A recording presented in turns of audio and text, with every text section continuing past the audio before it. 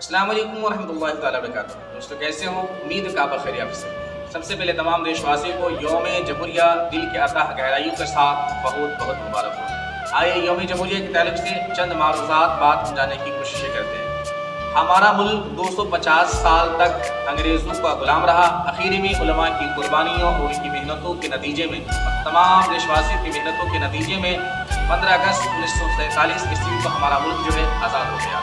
اب آزاد ملک میں law and order کو یعنی امن و امان کو برقرار رکھنے کے لیے قانون کی ضرورتیں پڑتی ہے، اور سب سے بڑا مسئلہ یہ تھا کہ پیارے ملک میں کون سا قانون نافذ کیا جا سکے تاکہ یہاں کے رہنے والے ہندو، مسلم، سکھ، عیسائی، کرسچن، بودھسٹ جو ہے وہ سارے لوگ جو ہے صحیح طریقے سے رہ سکیں۔ اس قانون کو بنانے کے لیے ایک کمیٹی بنائی گئی، اور اس کمیٹی کا صدر جو ہے ڈاکٹر بھیم راؤ امبیڈکر کو بنایا گیا، اور ہمارا قانون بننے میں 2 سال 11 مہینے 18 دن لگے ہیں، اور 26 جنوری 1950 عیسوی کو یہ قانون بن کر کے ہمارے ملک میں نافذ ہو گیا تھا۔ اس لیے تمام ہندوستان جو ہے نا ہر سال جو ہے 26 جنوری کو یوم جمہوریہ کے نام سے اسے یاد کرتے ہیں، جسے انگریزی میں ریپبلک ڈے کہا جاتا ہے، اور ہندی میں گنتنتر دیوس کے نام سے اسے یاد کیا جاتا ہے۔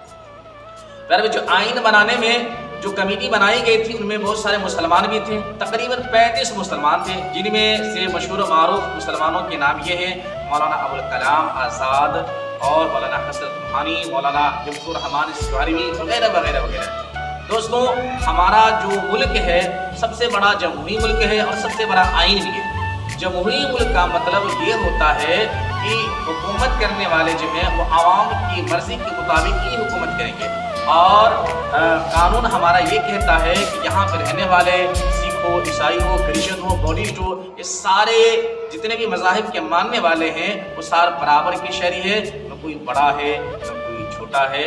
دوستو، یہ جانکاری آپ کو کیسے لگی؟ کمنٹ میں ضرور